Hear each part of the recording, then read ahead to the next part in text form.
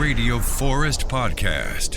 Hey, Forrest, it's Bob Cowsill. Thanks for having me. Bob, welcome. How are you, man? I'm doing good. Thanks so much. It's good to hear from you. Yeah, we're talking about the Christmas digital EP you've got with 3 songs, a Christmas offering from the Cowsills. So tell me about this new song. Does it kind of relate to some family stuff that had happened in the past to you?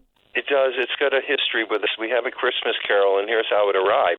It was a melody for 11 years. I wrote it a long time ago on a piano. Couldn't put words to it. We tried. We gave it to another writer to try. He couldn't do it. So we said, okay, this is an instrumental. And then after about 8 years, our daughter Marissa was born, and she was sick, and struggling to survive, and she did, but it was touch and go. So we decided, all right, let's give her the melody. We'll call it Song for Marissa.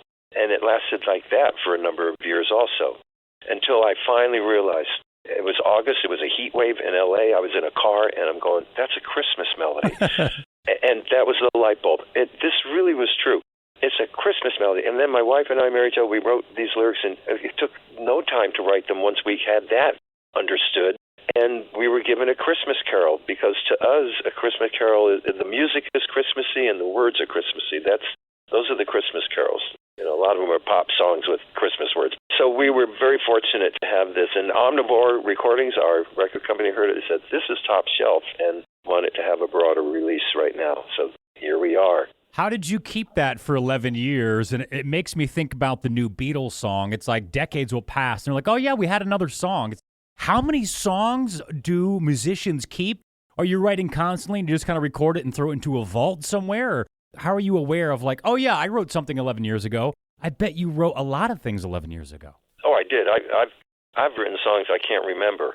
This particular melody was haunting and had a melancholy sound, and it just stuck with us all through the years as being a very good piece of work.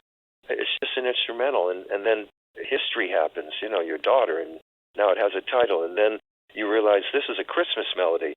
Look, we write songs. Some songs come in 15 minutes. You've read this with writers. Some take forever. And this one just established itself over time. Because you can't just go, I'm going to go write a Christmas carol. You can't do that. So this happened to us. So that's why we're super grateful for it. Christmas as a kid with the Cowsill family, like what was that like for you? It was amazing because there's 7 children. And our mom, this was her favorite time of year. Thank God, because it became our favorite time of year. And look, it was crazy. I mean, none of us will forget the year of the bicycles. All right, you got a bike for Christmas. Well, there were 6 of us. There were 6 bicycles in the living room. We'll never forget walking in. It looked like a bike store. And Mom was so great with the Christmas music. Our love of Christmas music is because of her. She'd sit us all down when we were being too rough with each other as kids, and make us listen to Christmas music, kind of in the dark on the hi-fi with the lights subdued, and we just learned to love that holiday as children. How did your parents afford so many bikes? I mean, those aren't cheap in any era. And then that had to have been tough, right? Well, they, during the rest of the year, we didn't do much. We weren't the family that went out to dinners and we didn't go to movies. I mean, we're just a Navy family in Newport, Rhode Island, And so it's like, I don't know, they just pulled it off every year. But they'd go out shopping. Where are you going? Oh, we're going to go see a man about a horse. That was their line for Christmas shopping. And we knew. And, yeah, the bikes, I mentioned that because it was such a big year. How did they do it right? They must have saved for that one. Christmas is great. Now, have any of those traditions carried over to your family? What's your current tradition like? Or I guess more of like when your kids were young and at home? No, we all did the same thing of what we grew up with. We got the Christmas tree. We decorated it the same. We even found...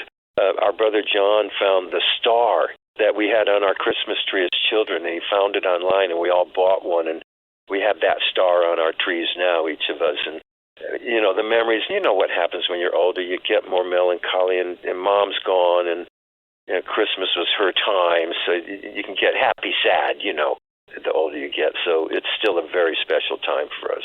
And you also have the Cowsills podcast with Paul and Susan. Do you like it more with the guests, or do you like it more when it's just you 3? We love the guests because we're getting such amazing histories. Everyone has a rich history, we're finding out. And in their own words, I mean, we're building a library. We got 116 episodes. Without the guests is great. We love that because we just can freeform and talk about life as kids and on the road and old stories of being on the road. A lot of fun stuff. So We love the flexibility of a podcast, and we have one every Wednesday that come out. Every Wednesday or Thursday we get a new episode. But we still love radio. We're radio fans. And do you book the guests yourselves, or do you have somebody that kind of takes care of that for you and like, hey, I've got this person, and you guys say yes or no, or do you reach into the contacts the three of you have? It can kind of happen either way. I book the guests, but for instance, if we're going on the Flower Power Cruise in March and there's 30 rock bands on there, well, that's a minefield for guests for the podcast. So, yeah, anytime we're in a position where we can talk to someone, hey, we have a podcast, and everyone loves to do podcasts. We do them. It's a lot of fun. You get to be seen, and it's just today's PR. It's a big world out there, the podcast world. You do have a cruise coming up, the Rock and Romance Cruise, and I think in March you guys going through Aruba, right? Yep, we're going down there. We're going on the 70s Rock and Romance Cruise, which is followed right away the second week on the 60s Flower Power Cruise. So they've invited us on both because our career transcended into the early 70s. And so that's fun because now we're going to learn 70s songs for some cover tunes in our show. Because you go on these cruises, we know what they want to hear, not your new song, So we play that game with our audience, and we're fine with it. So tell me what's made the final list. Dragging the Line, Country Roads, I Think I Love You, Horse with No Name, Who Will Stop the Rain, or Let It Be? Which one's made it? They're all going to make it, all of those, and including Good Times Roll by the Cars, Heat Wave by Linda Ronstadt. We are having fun learning songs we've never played before. And we learn them like the recordings. We're true to the recordings. We clone them. We're like a tribute band. So, because you record the podcast in different places with your brother and sister, so do you practice remotely? Do you get together once in a while? I mean, you've got the cruise coming up, so you got to be ready. So how do you prepare these songs you've never played together? Because one or two of you might have played them live or sang them live, but how do you figure out who's doing what? Yes, I understand. We will rehearse starting this month remotely. Since we have till March to learn about 10 to 12 songs remotely. Then the New Orleans group, that's Susan and Mary and Russ, they're the drum, bass, and Susan. They'll rehearse segment-wise. I'll rehearse with Ryan, our keyboard player, my son, and Brendan, segment. And then we're meeting before the cruise 3 days at Susan's in New Orleans to have the group rehearsal for 3 days. That's how we're going to run that. Now, on the Rock and Romance Cruise, I know it's Foreigner, Don McLean, Randy Bakeman, Dave Mason from Traffic. You've got War. Who are you most excited to either meet back up with or kind of watch for the first time? Well, I am excited to see Don McLean because being a pub singer for 28 years, which I was in Woodland Hills, California, at the same pub, Pickwick's Pub, I sang American Pie more than Don McLean sang American Pie because I had to do it every night. And he did too, but he didn't do 5 nights a week. I did. But I would just let him know, and I have a very interesting story I can share with him. I was in an office in New York City before American Pie came out, and I was played American Pie by the executive who was in front of me and asked my opinion, and I said, it's too long. I was wrong. It went out, and even though it's 7 minutes plus, it didn't matter because it was such a great recording. But I'll never forget saying, it's too long. I'm from the 3.5-minute world, This is the 60s, 70s, Well, since you'll be playing so many shows in the cruise, I wonder if that conversation goes well. Maybe you could get on stage and sing that with him. That would be cool. Oh, my God. Anything can happen on the cruises, people. If you go on them, you know this. It's that the fans and the groups are together visiting each other the whole week, and access is 100%. And you do get the best conversations, and you get to talk to people you never got to talk to before. So have you had the little tiny rooms with just the porthole? Have you gotten the big room that has a deck? Have you been in all of them? Yes, we are fortunate to get rooms with decks, and I will be candid that I'm the guy that has to wear the scopolamine and get seasick, and so I need the deck. And so we do get that. Now, other band members are in the smaller rooms, but their attitude is they tell me, hey, we don't want to be in those rooms. They get up and get out onto the ship and the pool and all the things these cruises offer. You don't need to be in your room. But, we're older now, so I like a little room time and a deck to watch the ocean, so We're very fortunate in that. I lived in the Midwest for quite a few years, and where I was, Branson was the destination. A lot of my friends went there. They'd spend weekends there. I know you've played there quite a bit. Tell me about the draw of Branson as a fan, and then also what it's like to be as a musician playing there. Well, we just recently, last Christmas, spent 6 weeks at the Andy Williams Moon River Theater in a Christmas show, 6 nights a week, and I guess that's a residency.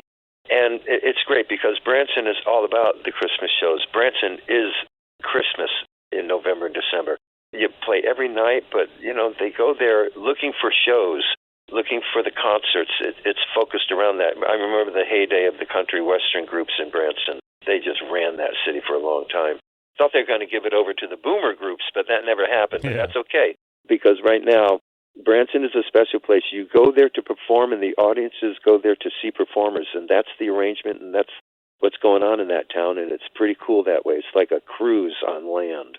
I think this year at the same time, I think the Beatles and the Stones were both on the top of the charts. How does it make you feel as a musician with some history? Do you feel like more confident, like I don't have to wear whatever the new kids are wearing or try to listen to whatever the new sound is? I can just be me and play the stuff that we love? Well, that's what we do. You're right about that. That's a good pickup because, look, in our history, many times we've been out of touch with what was going on. I mean, we're recording an album in the late 70s, and we're so unaware of disco that's coming down everybody's neck, and we come out with our record and go, this isn't disco, So we've been out of step before, but you have to be true to what you are and who you are. We're the Cowsills. We're a family group. We want to be happy, positive, and bring you a good time and get your mind off things, and we've always been that way. Is there anything out of format that you kind of like to listen to if you're in the car by yourself or sitting home, you got the hi-fi on? Is there anything other than that classic 70s sound that you might kind of dip your toes into? You know what? I have to be honest with you. I will get wind of a lot of music. I don't go and pursue it. It pursues me. If it reaches me, it got to me. And if it doesn't, it didn't. The problem today for me is that everything is so fractured, I can't keep track of everything. Yeah, I can go find it. It's over there, or it's over there, or there's hit records and millionaires over there. I don't know their song or them. That's how fractured it can be. And I'm an older person, and everyone does this. I love the songs of my youth and my young adulthood, and I do gravitate towards those in terms of my listening. Other than when it's Christmas time, sure, we listen to Christmas music constantly. So tell me about the a cappella version that you've got on the new digital EP. Is that something you've done? Wonderland. Yeah. We went in the studio and we recorded an a cappella album of all our old hits and a lot of things that are coming out. You'll hear this. Before we were done with those sessions, we were having so much fun. We said, let's do a Christmas song. It was in the spring last year. Okay, Winter Wonderland. And we did it. It was very exciting, and we thought that was a lot of fun. Maybe we'll do a whole Christmas album. We've never done one, not a cappella, but a whole Christmas album. But the a cappella came from that project, and we did a vocal arrangements. It's not just three harmonies. We're doing voices as instruments, I'll say. That was a holiday offering and fit really well with this to give people a little clue of what's coming. So did that project already get released, or is that something that's sort of in the can and getting produced and coming out in the future? It's coming out. Omnivore Recordings has gotten wind of it, and they love it, and they think it's one of our best pieces of work, so this is coming out. But we have a Christmas offering right now, and Rhythm of the World came out this year. We're working that, so we have a lot going on. And they're going to re-release an old album of ours called Global and Cocaine Drain and this a cappella album. They are all in Omnivore. So a Christmas offering from the Cowsills. Explain real quick where we can get that, because it's digital only. There's no physical copy. I heard you might have ripped yourself off and got a physical copy. But how do people get this? Yeah, everyone's allowed to do what they want. We don't care. We're from the old school, but it's digital. It's just streaming. You can get it on Omnivore Recordings, Cowsill.com, Cowsils Facebook, or any of the streaming places that'll get out there. It's digital only. This is for a couple of months. We know everything stops December 26th, and we get that. When you have a Christmas carol, which to us is being born this year with Christmas time, it's an annual event. So next year we'll be back with it, and next year, and it can grow. So we're very excited about it. Last question. What's one gift you've already gotten bought this year for your Christmas time? For my Christmas, what have I bought this year so far? Well, we added some stations to our cable for ourselves. We did that. I'm at the age where I give gift cards to the kids. Sure. We have 5 kids and 9 grandkids, so we're very busy. And my wife is very busy shopping for them. So the grandkids especially, you know about that. So it's a lot of fun. I wish you smooth waters in March and the Rock and Romance Cruise, and then the Flower Power one after that. Bob Cowsill from the Cowsills. Hey, thank you for talking to me today, Bob. Thank you very much, Forrest, and Merry Christmas to everybody in Idaho from the Cowsills. Thank you.